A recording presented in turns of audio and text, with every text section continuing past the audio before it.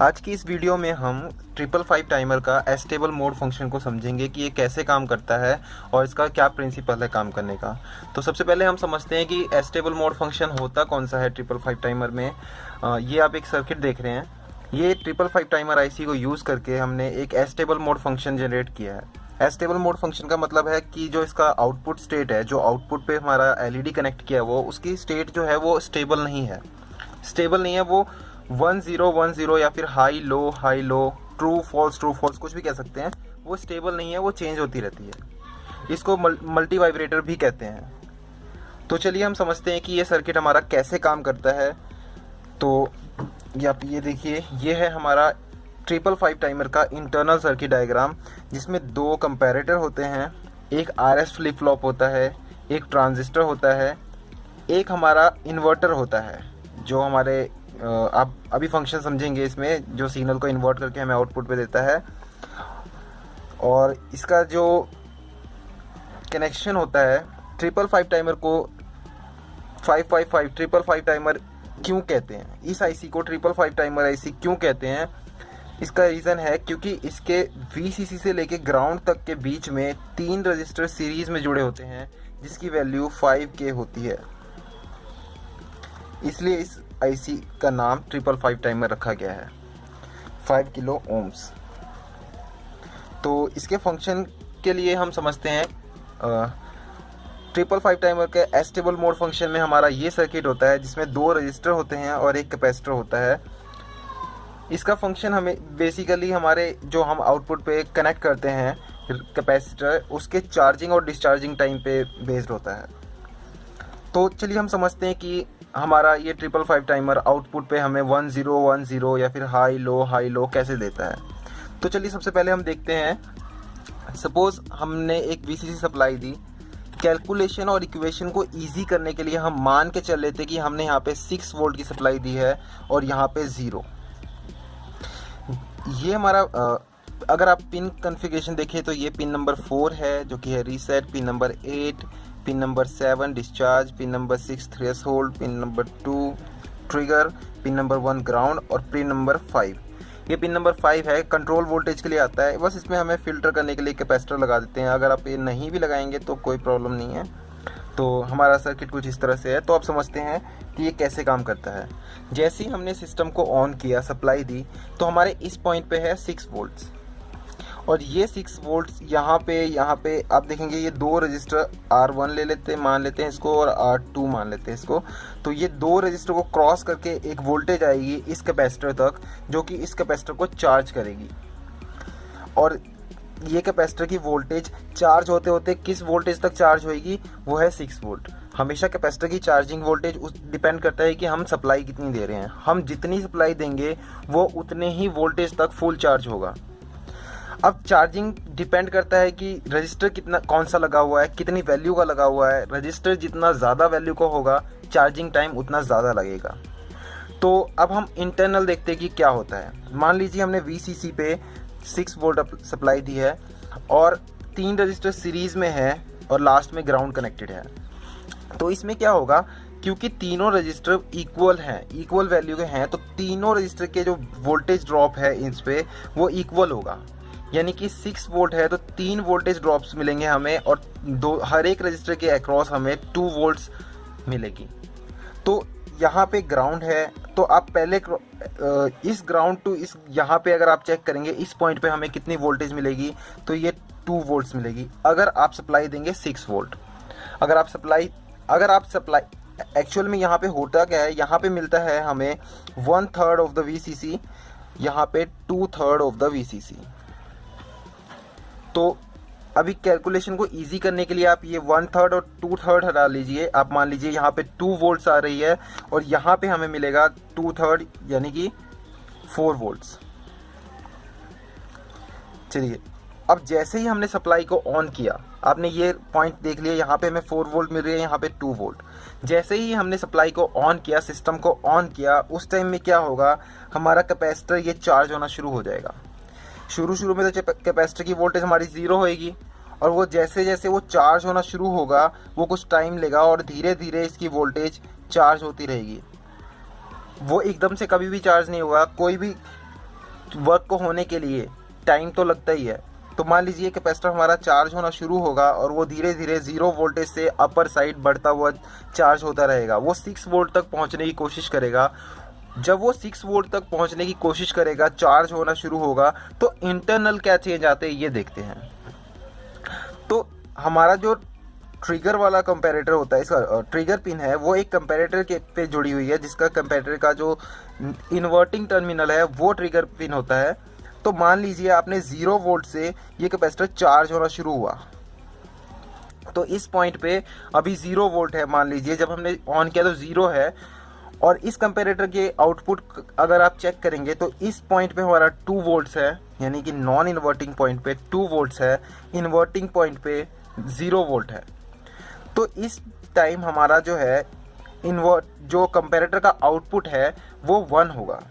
1 किस लिए होगा? क्योंकि नॉन इन्वर्टिंग अगर हाई है तो 1, इन्वर्टिंग हाई है तो 0। तो इस केस में हमारा ये वाला हाई है, ज़्यादा वोल्टेज है, तो आउटपुट पे 1 आ गया। और सेम टाइम पे क्योंकि ये पिन और ये पिन डायरेक्टली कनेक्टेड है, तो इस पे भी हमारा इस वक्त वोल्टेज 0 है, यहाँ पे 0 वोल्टेज है। और हमारा जो ये वाला पॉइंट है इन्वर्टिंग इनपुट, उस पे आप देखेंगे 4 वोल्ट्स है। तो इस केस में हमारा इसका आउटपुट है 0। अब आप यहाँ पे देखेंगे कि RS फ्लिप फ्लॉप हमारे पास है, R पे 0, 1 पे, S पे 1। इट मीन्स ये हमारा सेट हो गया, इसका आउटपुट सेट आएगा। सेट का मतलब है कि हाई आउटपुट हमारा Q जो है फ्लिप फ्लॉप का, उस पर हाई आएगा। अगर आपने RS फ्लिप फ्लॉप के बारे में पढ़ा है तो आपको पता होगा कि जब S पे 1 होगा, R पे 0 होगा, तो आउटपुट पे हमारा 1 आएगा। अगर R पे 1 होगा, S पे 0 होगा, तो आउटपुट पे 0 आएगा। अगर दोनों पे 0 है तो आउटपुट पे हमारा नो चेंज आएगा, जो पुरानी स्टेट थी वही रहेगी। दोनों पे 1 इस केस में कभी आएगा ही नहीं, और वो डिफाइन भी नहीं है। तो चलिए हम आगे देखते हैं क्या है। Q यानी कि आउटपुट पे आपका 1 आया। एक Q बार पिन है, हमेशा आउटपुट पे अगर 1 आएगा तो Q बार पे 0 इन्वर्ट करके आएगा। तो यहाँ पे हमारा 0 आया। अब क्योंकि 0 आया है तो जो हमारा ये इन्वर्टर है, इसमें एक इन्वर्टर लगा होता है, नॉर गेट समझ लीजिए, इन्वर्टर समझ लीजिए, ये क्या करेगा, आउटपुट को इन्वर्ट करके हमें देगा। तो Q बार के आउटपुट पे 0 आया है, ये इसको इन्वर्ट करेगा और यहाँ पे हमें 1 मिलेगा। 1 मीन्स वोल्टेज हाई मिलेगी। अगर हमने यहाँ पे कोई LED कनेक्ट कर रखी है यहाँ पे ग्राउंड के थ्रू, तो समझ लिए हमारी इस टाइम ये LED ऑन रहेगी, जैसे कि आपने अभी सर्किट में देखा था।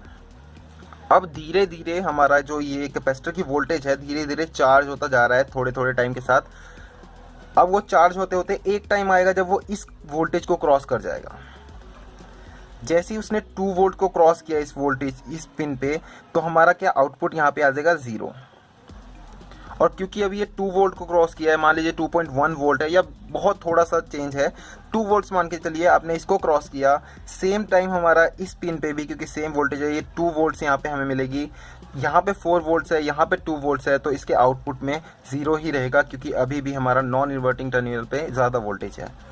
अब क्योंकि दोनों पे हमारा 0 वोल्टेज आ गई है, तो RS फ्लिप फ्लॉप केस में जब इनपुट में हमारे R और S दोनों पे 0 होता है तो आउटपुट में कोई चेंज नहीं आता, और यहाँ पे सेम स्टेट LED ऑन रहेगी, आउटपुट में हाई रहेगा। अब एक टाइम आएगा जब वो चार्जिंग करते करते करते करते 2/3, अभी हमने 1/3 को क्रॉस किया, अब हम 2/3 वोल्टेज को क्रॉस करेंगे, यानी कि चार्ज होते होते एक टाइम आएगा जब वो 4 वोल्ट से ज़्यादा चार्ज हो जाएगा, ये कैपेसिटर मोर देन 4 वोल्ट्स हो जाएगा। तो जैसे ही वो 4 वोल्ट को क्रॉस करेगा तो यहाँ पे क्या चेंज आएगा, देखिए, नॉन इन्वर्टिंग टर्मिनल पे 4 वोल्ट्स और इन्वर्टिंग टर्मिनल पे 4 वोल्ट्स, नॉन इन्वर्टिंग पे 2 वोल्ट्स, यहाँ पे आउटपुट में 0, यहाँ पे 0। सेम टाइम पे आप देखेंगे थ्रेशोल्ड वाला पिन है, यहाँ पे हमारा 4 वोल्ट से थोड़ा सा ज़्यादा और यहाँ 4 वोल्ट्स, यानी कि आउटपुट में 1। अब यहाँ पे हम देखेंगे कि R पे 1, S पे 0, इसका मतलब ये हमारा फ्लिप फ्लॉप रीसेट हो गया है। रीसेट यानी कि 0 आ गया है, तो Q बार पे हमारा 1 आएगा, और जैसे ही Q बार पे 1 आया तो हम देखेंगे कि ये जो हमारा इन्वर्टर है इसको इन्वर्ट करके आउटपुट पे हमें 0 दे देगा। तो पहले 1 था, अब 0 हो गया। अब जैसे यहाँ पे 1 आया Q बार पे, यहाँ एक ट्रांजिस्टर जुड़ा हुआ है जिसकी जो डायरेक्टली पिन हमारा डिस्चार्ज वाला है। अब जैसे यहाँ पे 1 आया तो हमारा ये ट्रांजिस्टर ऑन हो गया, शॉर्ट हो गया। अब क्या उसके लिए एक पाथ बन गया यहाँ से इसके थ्रू होके इस पिन तक। जैसे ये वाला पिन हमारा डायरेक्टली ग्राउंड से कनेक्ट हो गया एक ट्रांजिस्टर के थ्रू, तो अब क्या हुआ, पहले कैपेसिटर हमारा ऐसे चार्ज हो रहा था, पर इसको एक अब फोर्स मिल रहा है यहाँ पे, ग्राउंड के लिए एक इजी रास्ता मिल रहा है। हमेशा वोल्टेज ग्राउंड होने की कोशिश करता है। तो आप ये देखिए कि ये कैपेसिटर अब यहाँ से डिस्चार्ज होना शुरू हो जाएगा, क्योंकि उसको एक ग्राउंड का पाथ मिल गया है। तो अब इस केस में क्या होगा, हमने देखा कि वोल्टेज जो थी हमारे इस कैपेसिटर की, मान लीजिए हमारे ये टाइम के साथ है 0 वोल्टेज, ये 1/3 वोल्टेज ऑफ द VCC और ये 2/3 वोल्टेज ऑफ VCC। अब हमारा कैपेसिटर धीरे धीरे चार्ज हो रहा था, उसने इसको भी क्रॉस किया, उसने 2/3 को भी क्रॉस कर दिया, 4 वोल्ट्स को भी क्रॉस कर दिया। और जैसे ही क्रॉस किया वैसे क्या हुआ, हमारा कैपेसिटर को एक ग्राउंड का पाथ मिल गया था। अब वो डिस्चार्ज होना शुरू हो जाएगा टाइम के साथ साथ, ये टाइम बढ़ता जा रहा है और वो डिस्चार्ज होना शुरू हो जाएगा। क्योंकि यहाँ पे हमारा 1 था, इसने ट्रांजिस्टर को ऑन कर दिया और अब हमारा कैपेसिटर डिस्चार्ज होना शुरू हो जाएगा। इस केस में कैपेसिटर की जो वोल्टेज है वो कम होनी शुरू हो जाएगी। तो अब देखिए कैपेसिटर की वोल्टेज अभी मोर देन 4 वोल्ट्स थी, जैसे ही वो 4 वोल्ट से थोड़ा सा कम होगा उस टाइम में हमारा क्या चेंजेस आएगा इंटरनली। जैसे ही इस पॉइंट पे 4 वोल्ट से थोड़ा सा कम हुआ तो यहाँ पे आप देखेंगे, यहाँ पे तो कोई चेंज नहीं आएगा, क्योंकि ये अभी भी इस वाले पॉइंट से ज़्यादा है। नॉन इन्वर्टिंग टर्मिनल पे जो वोल्टेज है उससे ज़्यादा है हमारे पास इन्वर्टिंग टर्मिनल पे, तो हमें आउटपुट 0 ही मिलेगी। तो एस पे हमारा फ्लिप फ्लॉप के 0 ही रहेगा एस इनपुट पे। और सेम टाइम में हम अगर इस वाले कंपैरेटर को देखें तो यहाँ पे हमें 4 वोल्ट से थोड़ा सा कम वोल्टेज है और यहाँ पे 4 वोल्ट्स है, यानी कि ये ज़्यादा है, तो आउटपुट पे हमें यहाँ पे अब 0 मिल जाएगी। इस केस में 0 है दोनों पे, तो आउटपुट में कोई चेंज नहीं आएगा और कैपेसिटर अभी भी डिस्चार्ज होता ही जाएगा। अब वो एक टाइम आएगा जब वो हमारे 1/3 ऑफ द VCC पे पहुंचेगा और जैसे ही से थोड़ा सा कम होगा, आप देखेंगे इस पॉइंट पे 2 वोल्ट से थोड़ा सा कम है और इस पॉइंट पे 2 वोल्ट्स है, तो यहाँ पे हमें मिल जाएगा आउटपुट पे 1, एस पे हमें मिल जाएगा 1। सेम टाइम में आप देखेंगे यहाँ पे 2 वोल्ट से थोड़ा सा कम है और यहाँ पे 4 वोल्ट्स है, अभी भी ये वाला टर्मिनल ज़्यादा है, तो आउटपुट पे हमें 0 ही मिलेगी। एस पे 1, आर पे 0, इट मीन्स हमारा जो फ्लिप फ्लॉप है वो सेट हो गया है, यानी कि आउटपुट पे अब 1 आ गए हैं। जैसे ही आउटपुट पे 1 आ गया तो हमारा क्यू बार 0 हो गया। 0 होने की वजह से इस इन्वर्टर ने हमें आउटपुट में 1 करके, यानी कि उसको हाई करके इन्वर्ट करके दे दिया और इस टाइम हमारी एलईडी ऑन हो जाएगी। जैसे यहाँ पे 0 हुआ हमारा ट्रांजिस्टर ओपन हो जाएगा। अब उसको ये पाथ नहीं मिलेगा डिस्चार्ज होने के लिए इस कैपेसिटर को, तो क्या होगा, कैपेसिटर अब डायरेक्टली VCC से कनेक्ट हो गया है 2 रजिस्टर के थ्रू, तो अब वो चार्ज होना शुरू हो जाएगा। और यही प्रोसेस हमारे चार्जिंग और डिस्चार्जिंग का टाइम हमारे आउटपुट स्टेट को 1 0 1 0 1 0 आउटपुट स्टेट प्रदान करता है। जिससे आप देखेंगे जैसे कि ये हमारा एक सर्किट है, इसमें आप देख रहे हैं कि हमारा कैपेसिटर चार्ज हो रहा है, डिस्चार्ज हो रहा है, चार्ज हो रहा है, डिस्चार्ज हो रहा है। अब एक चीज़ चलिए देखते हैं, अगर इन दोनों रजिस्टर की वैल्यू को अगर हम बढ़ा दें या घटा दें तो इससे क्या होगा, हमारा चार्जिंग टाइम और डिस्चार्जिंग टाइम दोनों में चेंजेस आएंगे।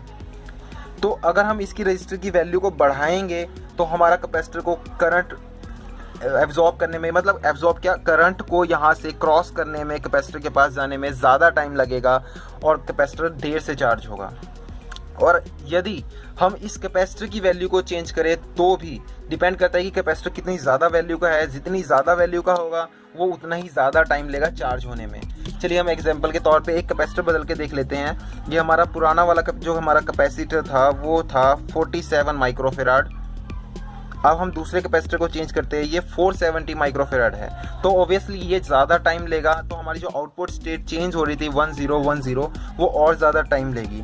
तो चलिए हम इस कैपेसिटर को पिन नंबर 2 और ग्राउंड के बीच में जोड़ देते हैं। तो अब देखेंगे अब ये कैपेसिटर चार्ज होने में भी ज़्यादा टाइम लेगा और डिस्चार्ज होने में भी, क्योंकि ये कैपेसिटर की वैल्यू ज़्यादा है। तो अब हम वेट करते हैं कि कब, अब स्टेट चेंज कर दी इसने, ये डिस्चार्ज हो गया। अब चार्जिंग डिस्चार्जिंग इनका चलता ही है।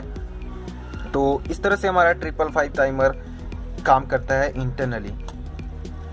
और एक ये जो रजिस्टर है हमारा, जो VCC और इसके बीच में होता है हमारा डिस्चार्ज में, ये रजिस्टर बहुत इंपॉर्टेंट है। क्योंकि मान लीजिए अगर आप, हमारा जो चार्जिंग होती है इन दोनों रजिस्टर के थ्रू होती है और डिस्चार्जिंग सिर्फ इस रजिस्टर के थ्रू। अगर हम ये रजिस्टर नहीं लगाएंगे, डायरेक्टली यहाँ शॉर्ट कर देंगे, तो जब हमारा ये ट्रांजिस्टर ऑन होगा उस केस में ये शॉर्ट हो जाएगा और डायरेक्टली ये हमारा VCC को शॉर्ट कर देगा ग्राउंड से। इस केस में हमारा जो हमारा IC है वो डैमेज भी हो सकता है 555 टाइमर। तो इस चीज़ का हमें हमेशा ध्यान रखना है कि ये जो हमारा R1 यानी कि जो VCC से डिस्चार्ज के पिन बीच में हमारा एक रजिस्टर लगता है उसकी वैल्यू ज़्यादा होनी चाहिए, हमेशा 10K और 100K एक बड़ी वैल्यू होनी चाहिए, जिससे कि हमारे VCC और ग्राउंड के बीच में एक बहुत स्ट्रॉन्ग रेजिस्टेंस मिले और करंट ज़्यादा फ्लो होकर IC को डैमेज ना कर दे। तो आई होप आपको समझ में आया होगा। Thank you.